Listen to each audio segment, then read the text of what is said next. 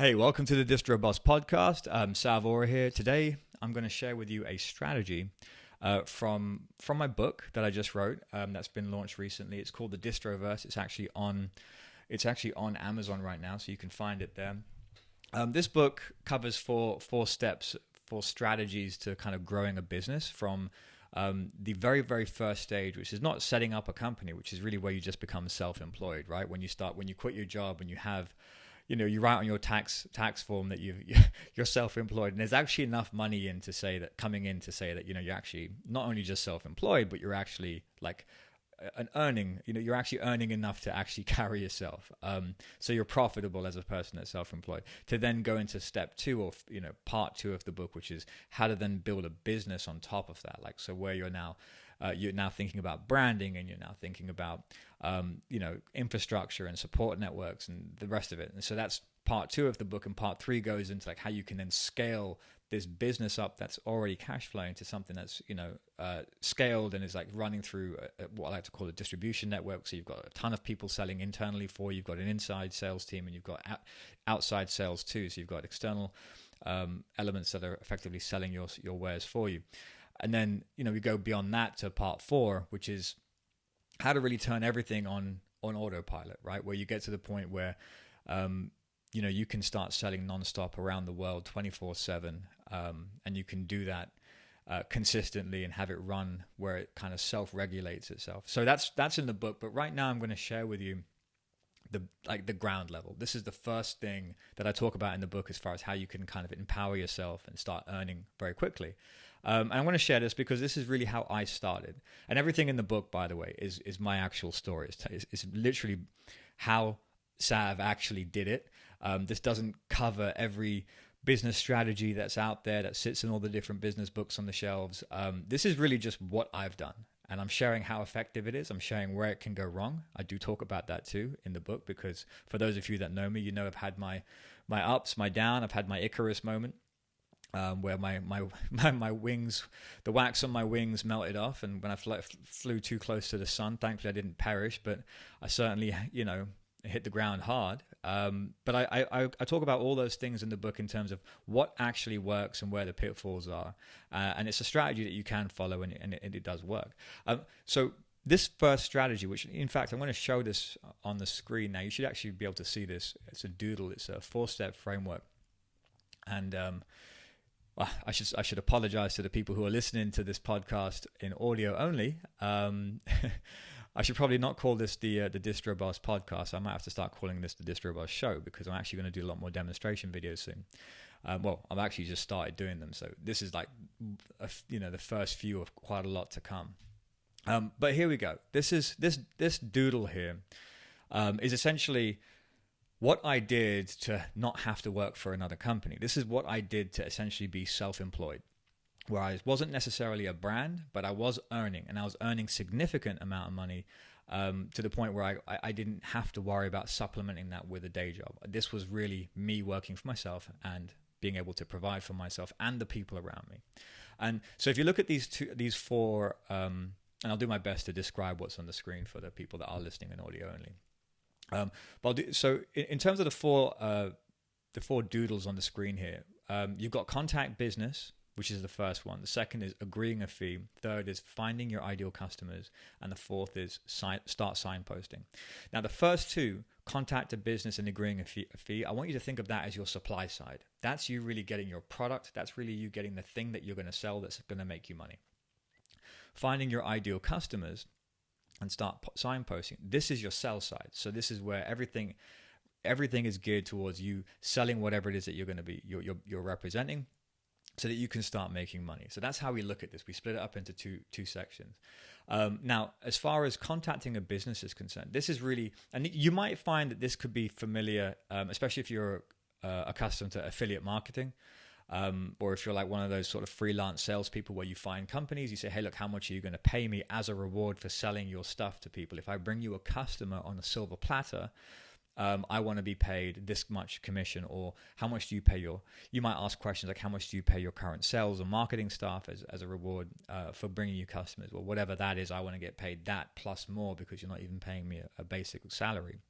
So these are negotiations that typically happen a lot when it comes to like sort of freelance salespeople or people who want to work on a contract basis, selling stuff for other companies. But it also is, I think the more popular version of that is like affiliate marketing online, where you see companies, you're looking for companies that have an affiliate program where they have an established amount of money that they pay out, and you kind of, once you get those affiliate links or coupon codes, you're now, essentially you're now working for yourself because you have something that you can promote, which you'll get paid on.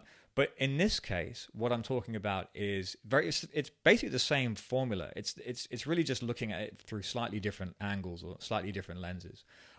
You want to find companies that are kind of off the beaten tracks. You don't want just like an affiliate marketplace where every Tom, Dick, and Harry's actually just picking up these affiliate platforms and getting these coupon codes and spamming the internet with them. And you want to go for companies that I might go as far as to say local or smaller companies that have an online presence, for instance, so you don't have to worry about geography. And we're talking about businesses that have something that's worthwhile you selling, something that's more, if you're going to get 30% commission on a product that's $10, I mean, that's $3, right? That's not a lot. But if you're going to get, there's a very big difference between that and getting 30% on something that's $1,000, because now you're going to get paid $300. So which one would you rather spend your time working toward? Like, what's your opportunity cost here? Like, how much are you going to actually gain for the time and effort that you spend trying to achieve the result? So you want to look for companies that have stuff to sell. Easy ways to do that, and I talk about this in my book, is just go into your local recruitment job board or even a national one and start looking for sales jobs in the area. Companies that have a requirement for sales staff, they typically have stuff that's first of all, if they've been around for a significant amount of time and they're looking for sales staff, it means that A, they've got a product that works, and B, they're hiring people to sell the thing for them, and they're willing to pay a base salary and a commission on that. So it's always good to look at these businesses and see what it is that they're selling, see if there's a market or an industry that you're interested in. It could be fitness, it could be e-commerce businesses, it could be anything. So I don't know where you're going to look, but certainly look at the places that you have an interest in. So you want to be able to represent the product here. But go find a company. And once you've found a company, you want to lock up a fee. You want to contact them. The good news is you're not actually going to them like you're recruiting. You're not going to them as an applicant for a job. You're going to them with a different sort of angle. You're saying, hey, look, if I brought you a customer to buy that thing on a silver platter next week, Monday, I'd like to be paid a percentage as a referral fee, as a reward for bringing you someone that's going to buy this. Companies aren't really going to say no to that unless they're regulated. If they're regulated in pharmaceuticals or legal, then there's a different kettle of fish. But but there are still ways actually to get paid there, and especially like insurance sales and that kind of thing. But if we're thinking about, let's say, e-commerce brands, or software sales, that kind of stuff. Like if you brought them a customer, a paying customer, they would be 99%. There's a probability that they would actually reward you, be willing to reward you significantly for bringing them a customer. It's free money for them. They haven't had to pay for your salary. They haven't had to pay for your marketing costs. You're just literally just bringing them a customer that's going to throw money their way. So they're going to be more than happy to cut you in on the deal and give you something as a reward. So it's your job to just decide whether or not that something is worth your time. And if it is, the next step is agreeing a fee and locking up that contract. It's literally making sure that you know that if you do all this work, you're actually going to get paid. And people might think that that's a no-brainer, but you'd be surprised how many people go into this kind of strategy and just kind of do everything on a handshake. I've done it before. And then before you know it, you've been screwed out of a deal. So you've got to definitely agree a fee and actually paper the deal so that you know that you are actually going to get paid for any effort that you do going forward. But once you have these two elements locked up, you have a business, you have a product, essentially that you can get behind, and you know that if you bring them a customer, you're going to get paid. You are now ready to go. You're in business, for yourself. You haven't had to go and create a product. Okay, you haven't had to go and decide on how you're going to penetrate a market, or how am I going to be unique or differentiate myself in this world. If you're interested in fitness, don't know what to do in the fitness industry, you can very quickly just represent someone else's product. I talk about this in the book about starting out. Do you want to create your own product, or do you want to choose to sell somebody else's product? And there's like pros and cons to both. But this is a way to get started in any industry you want, to find out if you like it, to find out if you can actually make a dent and make some money. Anyway, these are the first two elements out the way. Now you've got to start looking at your sell side, which is finding ideal customers. And this you may have heard before, like who's your dream customer, who's your ideal target persona, target buyer group, ideal persona. This is really your avatar, like who's the ideal person that will buy the thing that you're representing now. So if you're selling art, fine art, for instance, if you're selling cars, like maybe exotic cars or maybe just everyday normal cars, who's the ideal target buyer that would pick that car up? You not only want to find out who that person is in terms of like their demographics, their social behaviors, their psychographics, if you will, but you also want to get into like who already has their attention. So who's already got their eyes and ears covered, right? Who are these people already going to for advice and guidance? Because those intermediaries are really the people that you want to get hold of, the people that have access to the customer groups that you want, because they have the ability to carry a message and specifically your sales message to that group. We'll get into that in just a second. But once you've found out who your avatar is, you've found out who your ideal target buyer is, and you've found out where they are in terms of where they are on the internet, where they are physically, who's already got access to them as far as who's got their attention, who's already selling to them, who has an influence over them. Once you've kind of figured out who that is or what that is, then you can move on to the final step, which is starting to signpost, right? Now, this is really where everyone falls over, okay? Because the first three things are kind of fun and easy to do.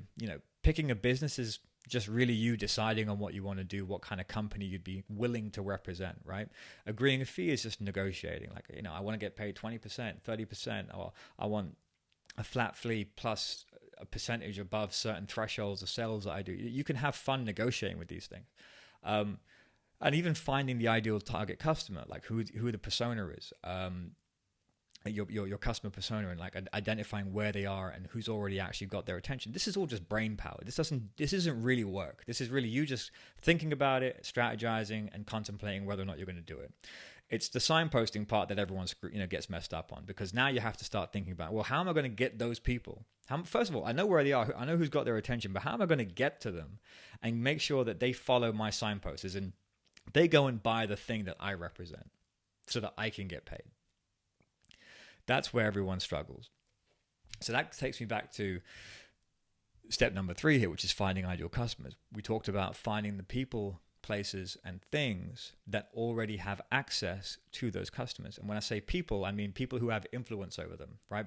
The people who have already sort of garnered their attention, got them listening to them. So we can talk about influencers here, thought leaders, businesses, the CEOs of companies. So the people. Then there's places, which are essentially businesses themselves. The businesses and platforms out there that have pre-existing customers that fit that bill, right? They might be complementary businesses to the one that you're selling, right? If you're selling fitness, and it's like a fitness e-commerce brand, and they specifically focus on selling, let's say, a fitness apparel, you might want to look for companies that are selling, protein shakes and that sort of thing. So the nutrition side, because their target customers will probably be the same customers as the ones that you're looking for your apparel sales. So that's an example of you've got people and you have places. So people who have access to your customers, who have an authority over them, and businesses that already have access to your customers too. And then things. Things are actually just the customers who buy certain product types, and even apps, right? So if we're looking at the fitness example again, like, you've got apps out there, and like what the customer lists for like apps, and what the customer lists for like certain types of products that exist just anywhere online. So it doesn't have to be like businesses and brands that have access to those customers. It's also going to be the products and items that you can purchase off multiple different places, like the marketplaces like Amazon out there. Like, what customer lists are there too? The people who buy those things are also probably going to be people you want to access. So they're good mediums to work with. So I always talk about the people, places, and things. And it's really there that you want to get your signpost. You want to have them hold up the signpost. Okay, they're going to literally say, "Hey, look, there's this new company, or there's this company that you should be buying products from. Go buy them." And this is where you can start to like figure out how you're gonna work with those people. Are you going to pay a commission? Are you going to cut them in to the commissions that you get? And what you end up with when you build out what's called this is called essentially a distribution channel. Once you start building this you're accessing these people, places, and things that have access to the customers that you want. Now you're able to actually sell stuff because it's not riding on your ability to sell, which is the best part about this. It's not riding on your expertise here. You don't have to worry about, setting up ads. You don't have to worry about, if you start thinking about the way in which people start to think about going about getting customers, they think about, I'm going to have to become my own authority and I'm going to have to become an influencer and I have to start creating content, right? Tons of content. And then hopefully, eventually I can start subtly placing ads in there and hopefully people are going to start buying it. So that, if that's option one, that's going to be out the window because that's not really going to help pay your bills at the end of the month. Option two is typically where you get involved with the paid advertising, like Google ads, Facebook ads, Instagram ads, TikTok ads, and various other platforms. And you start thinking about how you're going to manage all those advertising platforms, the campaign management platforms. And maybe you have to hire people to deal with that stuff because you have no clue. Like me, I hate those kind of platforms because I don't like looking at all those different call to like CPC, CPA, all the different view impressions, all that kind of stuff. I'm not really into that. I always have people hired to deal with that stuff because it's complex. And especially when you start jumping between platforms from YouTube to LinkedIn to Facebook to Instagram, it's a lot to take on board. And then you have to have the ad budget on top of that, right? When you start working with multiple platforms, even setting something as conservative as $50 a day per ad, when you've got 6 different platforms running at the same time and you've got these ads running every single day with a max budget on each one for 50, I mean, you're starting to rack the bills up pretty quickly, and you're still not getting the best kind of response because, there's a multitude of reasons. So that can get expensive. You have to have money to kind of experiment there. So option 3, which is essentially what this is, which is leveraging the networks that other people already have. Now you can actually penetrate and access a market quickly, and this is how I literally started out. This is really how I did it. I when I couldn't get a job, right? This was 2008, when I'd graduated from university in the UK, had business and management and enterprise degree at De Montfort University. Decent grade. I got a 2-1. One of my phones went off. I had a BlackBerry at the time. I don't know if you remember the old BlackBerry. You turn it off, but if you have an alarm, the thing will turn back on. The alarm would go off, just to make sure that you got the alarm. Of course, it was in my pocket and it went off, and I got one of my exams. I got hit pretty hard on for that. I didn't get any marks for that exam, so that hit me. So I would have got a first, but I ended up getting a 2-1, and that was a pretty average university anyway. So I figured I'd be okay though. 2-1's not a bad grade.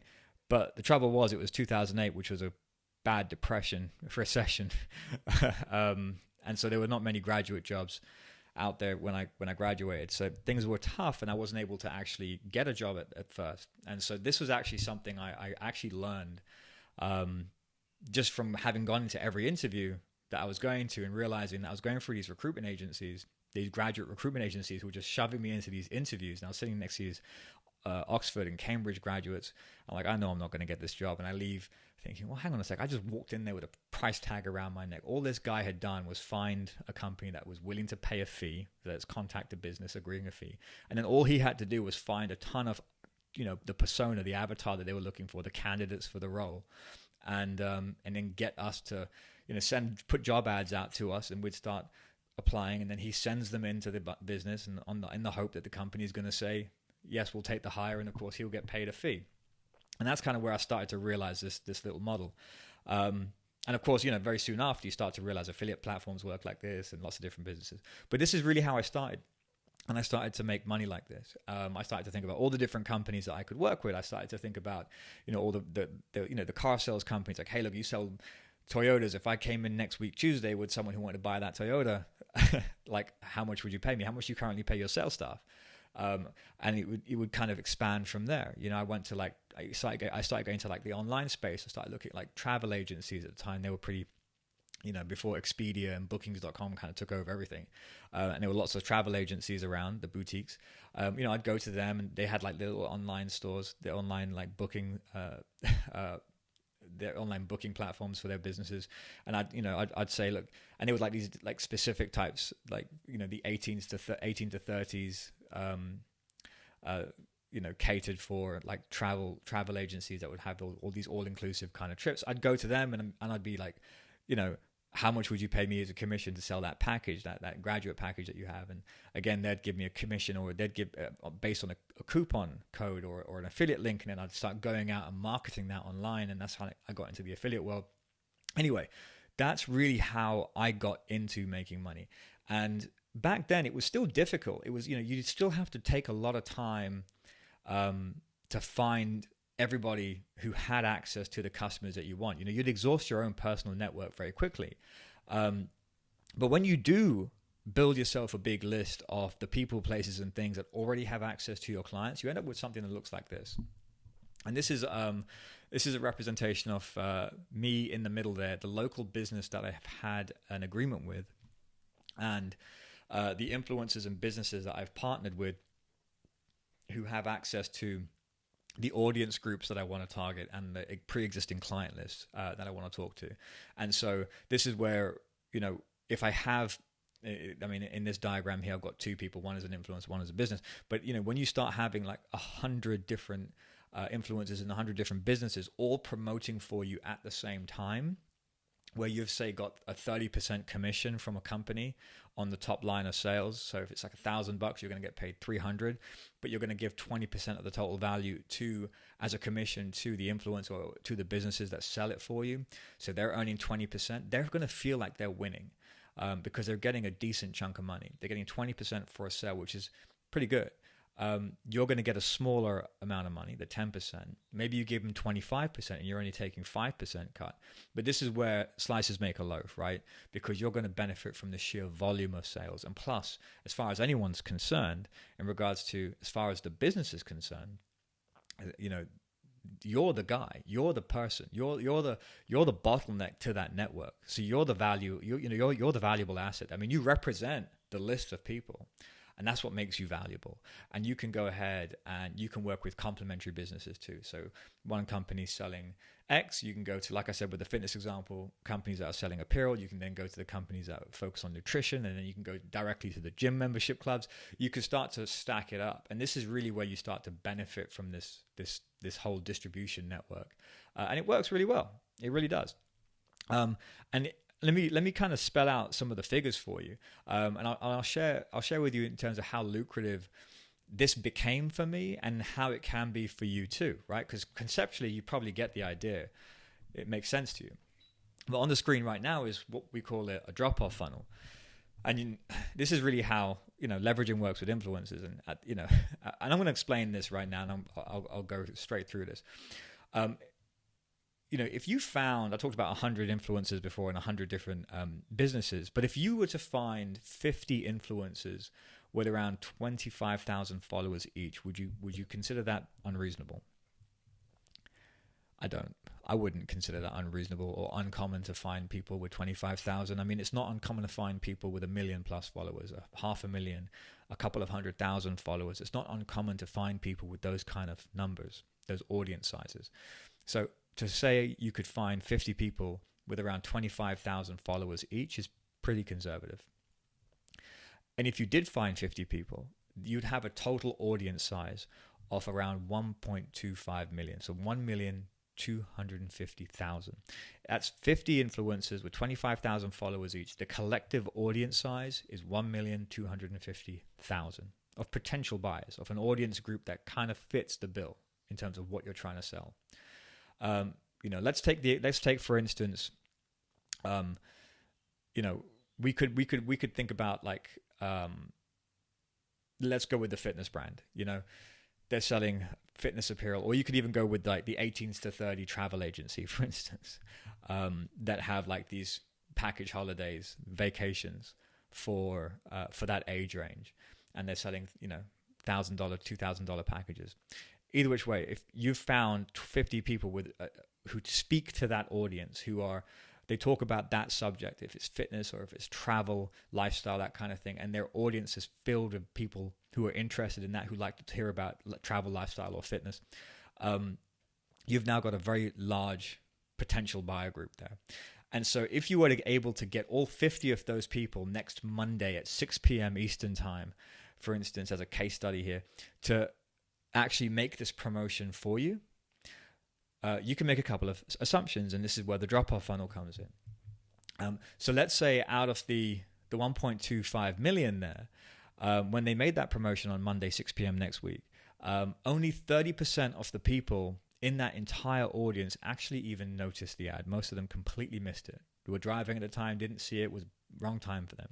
Completely missed it. So only 30% even noticed it. They were scrolling through their phone, and they caught it with a glimpse of it, and they saw it. 375,000 people. Now let's make the next assumption that only 30% of them actually even cared about it, cared enough to actually stop for a few seconds to take note, right? So that's 112,500. Now out of that 112,500, let's say only 30% of them actually liked it enough to watch it. Okay, watch the whole promotion. Now that's 33,750. So you're down from 1.2 million down to 33,750. Now when you're at that number, you think, okay, that's pretty conservative, but let's go further. Let's now say 20% of that number, only 20% actually showed some buyer interest and clicked on it. That brings you down to now 6,750.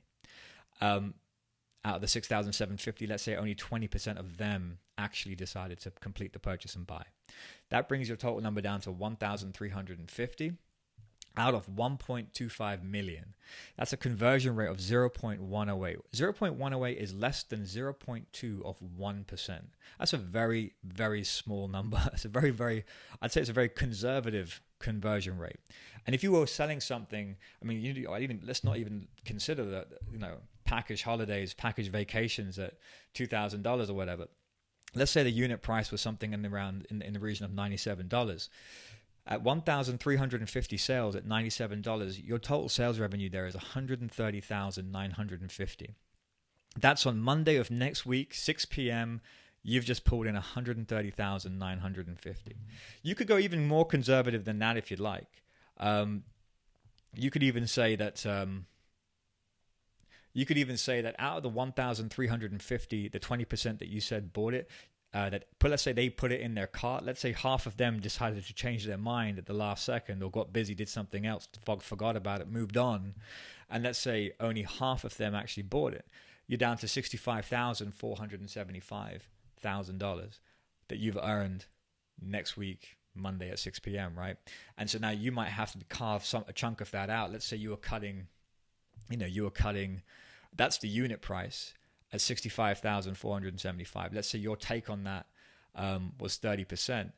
That brings you down to 19,642. So you're making 20 grand there, and that's a pretty decent amount of money.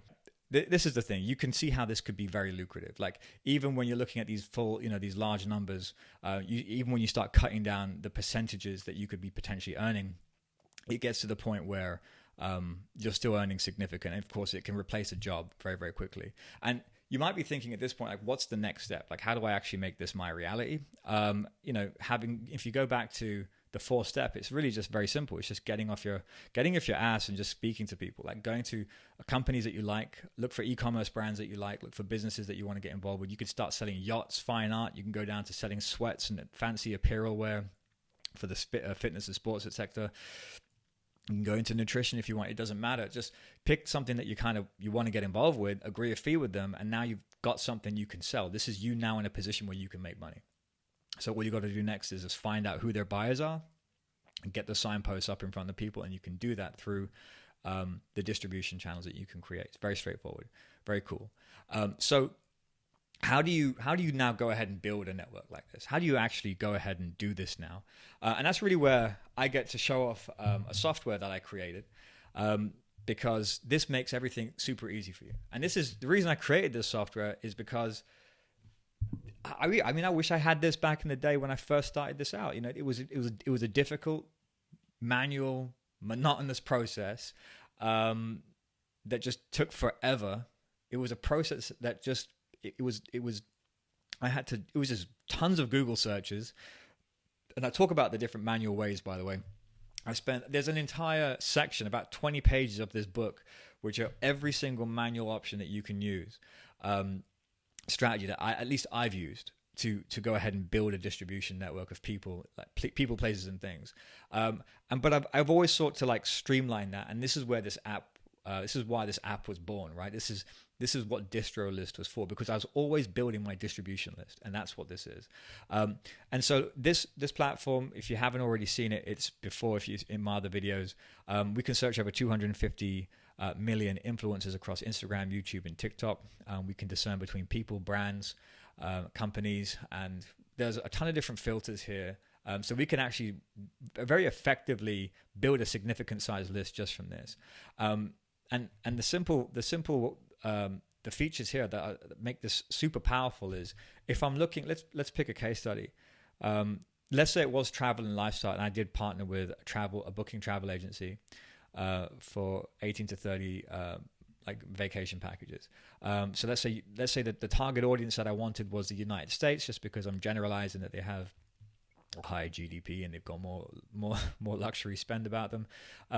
Let's say the age range was between 18 to 24 and 25 to 34. And they were interested in travel. So let's do travel, tourism, aviation, and also lifestyle. So lifestyle, let's do the same. Now we want to make sure that the influencers are based in the same. In fact, the influencer location doesn't matter, does it? Not for this. The audience, the people that we want buying it are in the US, but the influencers themselves could be anywhere. And let's stick to our numbers and use the 25,000. So let's go between, say, 5,000 and 25,000 followers. So I'm not looking for like the really successful lifestyle influencers here. I'm looking for people who are pretty, decent sized following, but not necessarily in the millions. They could be any age. Their age could be, let's stick with this. Let's go max the age. Okay, from, and then go to 35. Now interests, let's make sure that the interests are aligned. So travel and tourism, healthy lifestyle, and let's make sure that the engagement rate of 2% is the average across Instagram. Let's make sure we go higher than that and go to 4% at least. And let's just leave it at that. Let's just go and submit. Let's see what we get. 260,756. Okay, so that's a really big list. So at this point, I'm going to start wanting to kind of, narrow this search, because that's a lot of people to get through. But I can now work through this list and start looking at the people in here. So look at this guy here, Visheka, or this lady, who's got 24,900, 17% engagement, which is pretty good. I can look at this report and see what this person's actually doing. So it was a she. And I can see, okay, look, I've 16% fake followers. This is great. I can see that, anything above 20%, 25% is where you want to start being concerned that someone paid for followers. Up to around 20, 25% is actually not bad, because if you have a public profile, bots will like you. This person's based in Texas. I can see there about 4,200 average likes per post, 150 comments. I've got some great contact information, some direct emails here that I can use to reach out to her. And that's not like personal information, by the way. These are public profiles that are out there. It's just we're able to filter them in this way, so you can really start building your list very, very quickly. This is your distribution list. This is what's going to make you be able to make money quickly. So we can see that audience is 75% female. I can see majority are based in the US. We can see the age range here, 18 to 24, 25 to 34. This is good. I can see what their most popular posts are, and there's what their audience lookalikes are. So I can see if there's any other influencers that have similar audiences to her. Right off the bat, I can just kind of jump into them. And also, if she has any influential likers, so people within her audience that if they liked her post and they were to kind of repost something, I could see that there are a few people here who have like 139,000 followers, 186. Like it could get picked up by somebody else who could kind of, this is a really welcome benefit as a spill effect. Anyway, this is like really useful information, and I can also go into like a full report which gets even deeper into the analytics, right? And this is really useful as well, like when you're kind of reverse engineering that whole plan. If I'm going back to this here, when you go to you contacting a business first, agreeing a fee, then going to find ideal customers and start signposting. You can also reverse this and have a list already and contact a business that serves that space. So you could have a list of people in the lifestyle, travel, and tourism sector, like 50 influencers with 25,000 followers and go to a company that serves that space and say, I already have access to this list. If you want to promote to these people, I'm going to charge you this much money and I want a commission on top. Like you start to become in a more empowered state. And believe me, this is how I've done it. It just, there's no point giving you too much straight away, but you want to have, you want to be able to like start somewhere where you can make money. So it's like a simple sequence to follow. But once you've completed that sequence, you start to get more advanced. Like with anything in life, right? I've been doing this for 20 years. The more you do something, the better you get at it. And the good thing is this isn't rocket science. This just takes energy. This is just effort. This isn't an instant you can make, this isn't like a cheat code. It's just a very good strategy that requires a little bit of sweat equity from you. Like you got to put the work in. You got to take the time to go through these lists and build them. But once you have one and once you start creating them and connecting with these people, you'll start to have something that you can take to businesses, something that you can leverage very quickly. So let's say we liked Visheka right there. We could actually save her to a list. We could call this the travel list. The travel and tourism, whatever. So I just called it. She's now saved in there, and I can start moving on and looking at other people. Like let's look at Karen here. I think I botched that name up, didn't I? Karen. Birmingham foodie. I can see 12.5% fake followers. This is really good. That's a very low number. I've got an email there. I've got stuff. So let's say I like this person too. I can actually very simply just add her again to the same list. And for demonstration purposes, let's say I liked everybody in this list. I could actually bulk save everyone here and just sort of go through pages. Each page has 15 on there. And you could just like slowly like just work your way through, build your list of like 50 to 100. And then the most important part is to go to this list later. Have a look at this here. You can see all your different lists in this My List section. Click travel. And then you can go to... and start looking through all the people that you put in this list and actually start making contact with them. So you can click this this button here, this hyperlink. This will actually take you directly to their profile where you can email them, DM them. You have email functionality here too. We also have like this CRM element here where we can start to like put notes against people, so we can tell where we stand with them. So we could say this person was interested, so let me say she's active.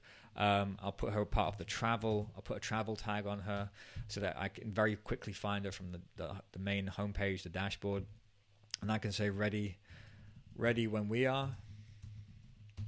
She's ready to start promoting when we are. I can make this note, and I can see these notes here whenever I come back.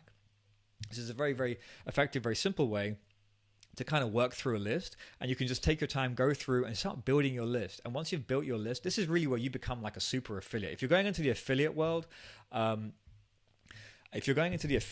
and you start to partner with companies that have affiliate programs, and this is a very powerful way for you to become a super affiliate. Okay, the ever coveted title of a super affiliate, the master affiliate, the distro leader, as we call them in our business. This is where you can then say, hey, look, I have 100 people who are perfect for this market. I'll have them all become affiliates. I want to recruit them. So I want to have, I want a 2-tiered commission structure where I get 5% override or 10% override on all the commissions that you're going to pay out to these affiliates. So very, very effective there. Very good for network marketing models. So the MLM business models. This is fantastic for just getting up and getting started in business. You build yourself a boots on the ground army of people that can effectively sell for you, and you take that army and you apply it to different businesses out there, or the reverse. You go to companies first, companies that you have a passion or interest for, and you'd say, and you figure out that you want to work for them, or you want to promote their product or products like that, or that part of a complementary batch of products. You can then go ahead and build a list suitable for that and be the middle entity and start making significant money. And the beautiful thing is you are essentially the power broker in the middle. You are the person, I'll just go back to this slide here, whether it's your own business or a business that you represent, you're going to be in the middle, and you're going to be essentially bringing these two elements, the thing that you're trying to sell and the people that are going to sell it. And that's the most important part. And that puts you in a very, very powerful position, a very profitable position. So look, I hope that was useful for you. I know I may have waffled on a little bit there. But look, there's a lot that I want to talk about. But if you like what you saw, that was just a segment of the first chapter in this book. So if you want to see the rest of the strategies, get the Distroverse book. It's on Amazon right now. where I talk about all the different ways in which you can grow from this point. This is the baseline.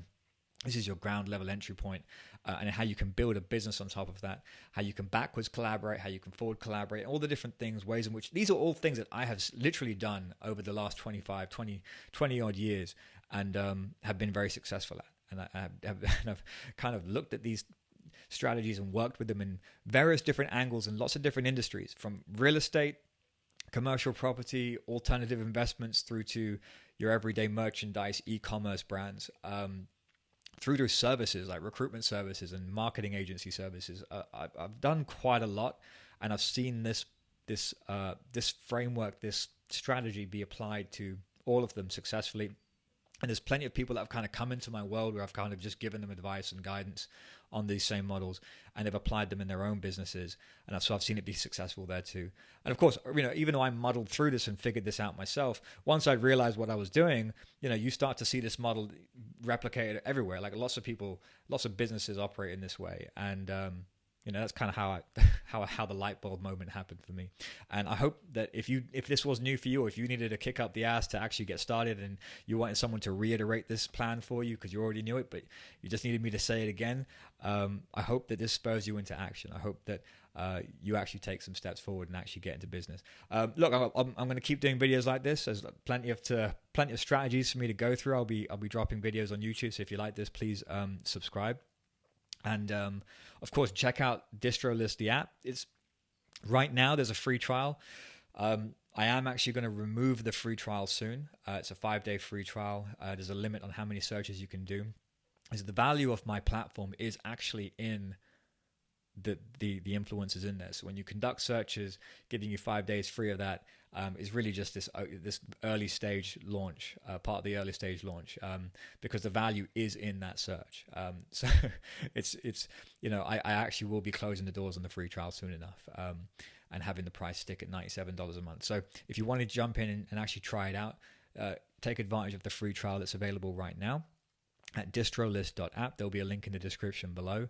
And of course, if you want to get the book, where it's pretty much the instruction manual for everything in the app, go ahead and pick that up on Amazon. Now, I think the book, the paperback, I think is $12.99. And the hardback is like $15.99 or something like that. And the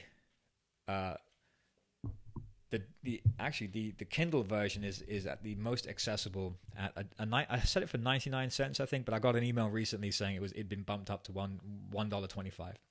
It's the lowest I could make it on there. So it's available. It's very accessible. So if you're interested in this strategy, go ahead and pick up the book, jump on the free trial on DistroList, and look out for my next video. Until next time, bye for now.